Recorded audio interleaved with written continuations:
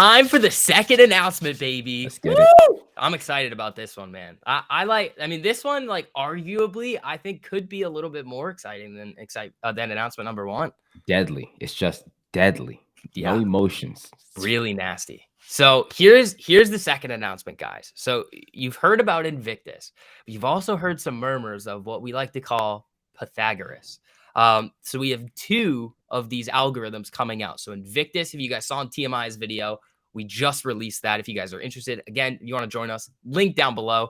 But we are going to be releasing Pythagoras, the algorithm that is live trading on the daily time frame with this predictive technology that is up, I think at this time that we're recording, 35% in the first 4 weeks. No big deal. No big deal. Up 35%. Your bank account gives you 0.5% per year. No big deal. You know, killing it. So that is going to be live for everybody coming up this Wednesday. This week Wednesday. This week Wednesday. It's going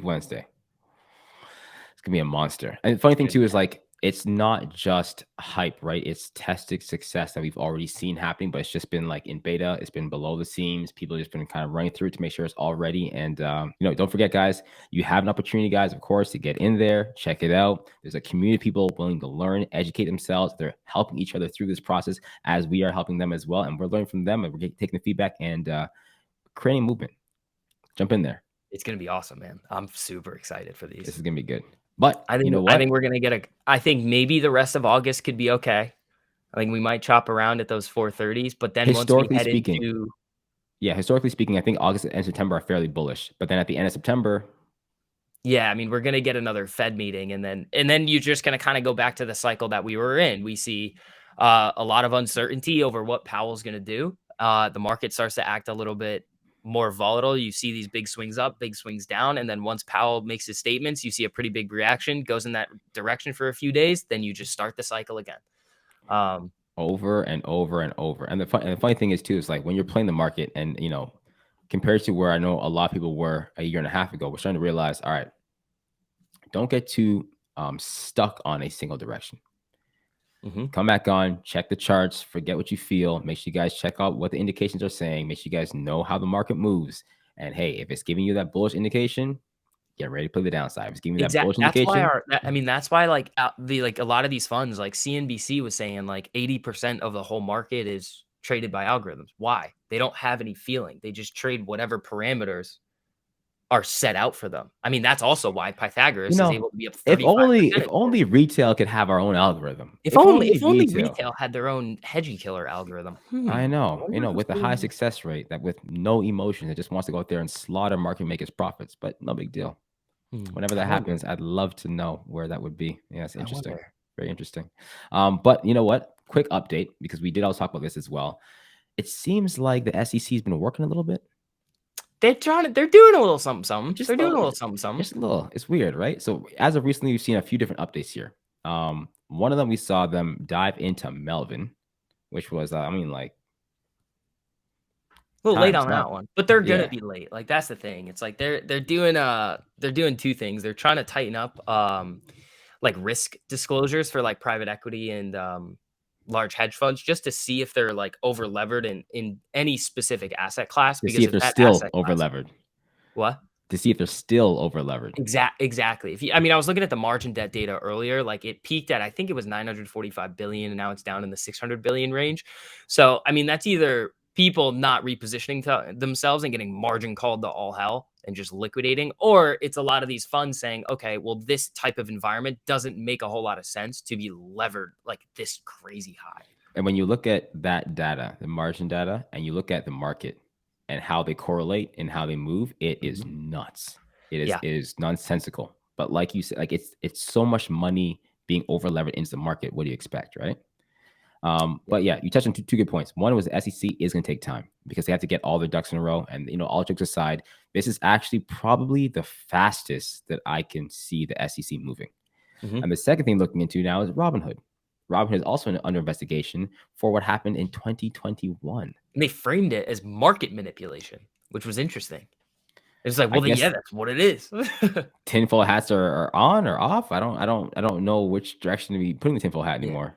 I was talking about this. I think the only way to really, really handcuff Robinhood to like to avoid all of these problems is to get rid of payment for order flow. Yeah, retail is going to have to pay for their transactions. I mean, public does it a different way where No. Canada's been paying for retail transactions. Okay, we've been paying per trade from the get-go. Y'all need to start paying for trades. That's true. That's true. Yeah. I mean, that's the only way. It's like if you're going to have these big relationships with these market makers and brokers, I mean, things are going to go wrong. We've seen it. It's not like this is new. Like we've seen it many times. We saw it with Redbox, Option Chain, dead. Sorry, no more. Redbox isn't even here anymore. Clearing Corporation. Like it's all like they're all. It's just this big issue that kind of stems back to these relationships between these brokers and these large kind of shadowy institutions. If you're not paying for something, then you are the payment. You guys really need to hear that, right? At least when you're paying for something, you're well aware of what you're paying for, and you're understanding that the exchange is the money itself, right? When I'm paying per trade, I know that I'm giving my broker money. I am paying you to allow me to participate in this game that we like to call the market. If I'm not paying anything, why are you giving me a service? What makes you get out of bed and say, you know what, I'm going to help out these million people here that have little to no money because of the good of my heart? No. You're going to take the little to no money and you're going to make a little to no more money over here by getting in on 5 cents, 10 cents per trade, $1 per trade, and just keep that circus going. Guys, welcome to the market. Welcome to the market. Welcome. So what do you think? What do you think we kind of run into this week before we see the SPY turn around? Or do you think it kind of continues on until rate hike season? Yeah, I mean, looking at the data next week, let's see. So we have some real estate data coming out, retail sales. That's going to be interesting. Then we get the jobs report on Thursday.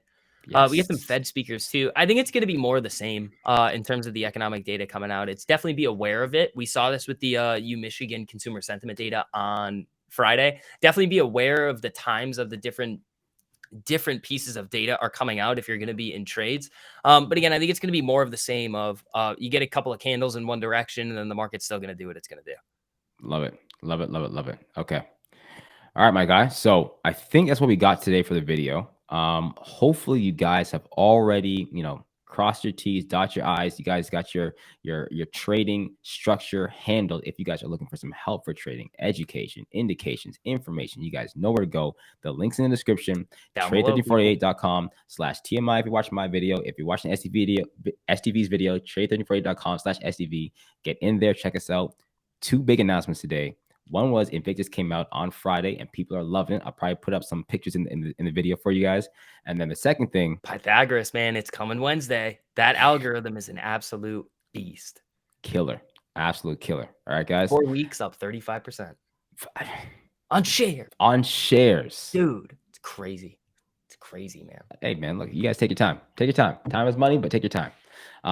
Any last words for people? Protect yourself this week. Make sure you are following a specific set of rules. I mean, we have our rules all laid out for you guys, just trying to drill them into your heads and make sure that you're trading with proper risk management. But at the end of the day, those base hits are going to take you very far.